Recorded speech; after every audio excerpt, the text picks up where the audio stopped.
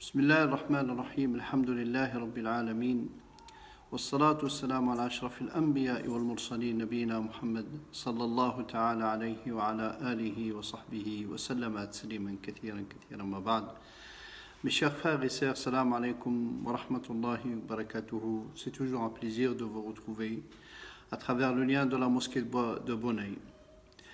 À la base, les frères, le responsable, Boumedine et son association, ils ont pensé à garder ce lien entre les fidèles et la mosquée à travers ces vidéos. J'ai reçu quelques commentaires en disant, vous citez que les frères et les sœurs de Bonneuil.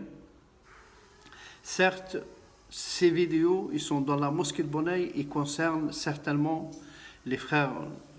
Si le profit il est général, c'est ce qu'on demande auprès d'Allah, c'est ce qu'on souhaite auprès d'Allah Azza wa Jal. Mais certainement, les frères, les responsables de l'association, ils ont ouvert ce lien pour garder, comme vous le savez, à travers cette maladie, à travers le Covid, à travers les protocoles sanitaires, on ne peut pas recevoir, on avait l'habitude de faire des dars. Pratiquement 2 fois par semaine, on retrouvait les frères, les fidèles. Il y avait des fois des femmes qui venaient insister. Comme on n'a plus la possibilité, les frères, ils ont pensé de garder ce lien. Ces vidéos remplaceraient un peu le dars pour garder le lien entre les frères et les fidèles et la mosquée. Mes chers frères et sœurs, je voudrais vous dire, notre prophète sallam, il nous a enseigné de tout. Il ne nous a pas enseigné seulement comment adorer Allah Azza wa Jal. Il nous a enseigné, notre prophète sallallahu alayhi wa sallam, comment se comporter. Et surtout la sagesse à travers sa vie, dans sa biographie.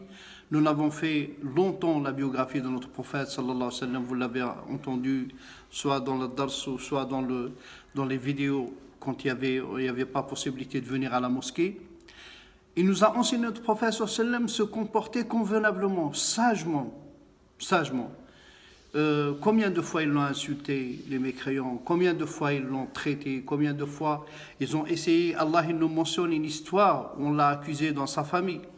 On a accusé la mère des croyantes, Aïcha radiyallahu ta'ala anha, des choses graves. Mais il y a eu toujours un comportement sage.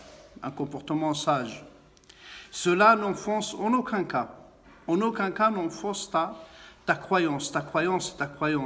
Ta relation avec Allah Azza wa Jal, elle reste intacte. Certes, certaines choses font du mal, mais il faut savoir l'accepter comme il l'a accepté notre prophète sallallahu alayhi wa sallam. Accepter, je me comprends en disant accepter. Certainement, comme moi, comme les frères de l'association, comme tous les imams, comme tous les musulmans du monde entier, on ne va pas dire en France, et c'est la tradition de notre prophète sallallahu alayhi wa sallam. On ne peut pas laisser passer sans condamner les violences. Les violences, ça n'appartient pas à la religion qui s'appelle salam. Allah, il s'appelle salam. Allah, il s'appelle, subhanahu wa ta'ala, un des noms de Allah Azza wa Jal, salam. L'islam, c'est salam. C'est en contradictoire, utiliser la violence et utiliser ce qu'on voit aujourd'hui et la méthode qui est utilisée aujourd'hui, ça ne correspond pas du tout. Ça n'a aucun lien avec l'islam. Ça n'a aucun. Et vous pouvez lire sur certains hadiths où notre prophète sallallahu alayhi wa sallam, les hadiths ils sont authentiques. Où notre prophète sallallahu alayhi wa sallam, il a interdit, c'est pas déconseillé, mais interdit de mutiler, même en état de guerre. Quand les sahaba, les compagnons du prophète sallallahu alayhi wa sallam sortaient et laissaient notre prophète sallallahu alayhi wa sallam des principes à respecter. Ne pas arracher un arbre, ne pas arracher l'herbe, ne pas couper un arbre, ne pas tuer un prêtre ou un rabbin qui est dans son lieu en train de... Il laissait des principes, notre prophète sallallahu alayhi wa sallam. Il nous a laissé, il a laissé à sa communauté. Quand on est enfoncé dans notre foi, dans nos choses sacrées, on se remet à Allah Azza wa Jal. Et cela pourrait que augmenter notre amour vers notre prophète sallallahu alayhi wa sallam. et notre attachement à notre prophète sallallahu alayhi wa sallam. Mais en aucun cas, mes chers frères, il est autorisé d'utiliser ou de faire. Je vous l'ai dit, je vous le répète, notre prophète sallallahu alayhi wa sallam, il a cité quelques hadiths authentiques concernant la mutilation. Il n'est pas autorisé dans l'islam d'agir de cette façon, ou de mutiler les gens, ou de châtier les gens avec le feu, qu'Allah nous en préserve. Qu'Allah nous en préserve. C'est pour cela il faut toujours faire passer la sagesse. Et c'est un conseil aussi pour certaines personnes,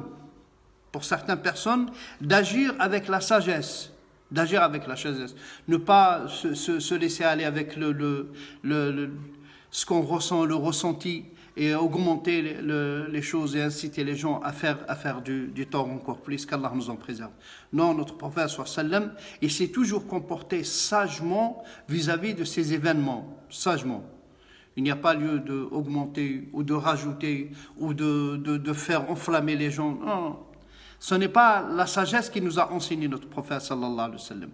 C'est pour cela on tenait à dire, moi, le frère Abdelrachid, le frère Boumediene, le responsable de l'association, donner des condoléances et dire aux frères et aux sœurs de se maîtriser, de maîtriser un peu la colère. C'est ce qu'il a dit notre prophète sallallahu alayhi wa sallam au compagnon qui est venu le voir. Il lui dit à Rasulallah Husseini, qala la taghdab,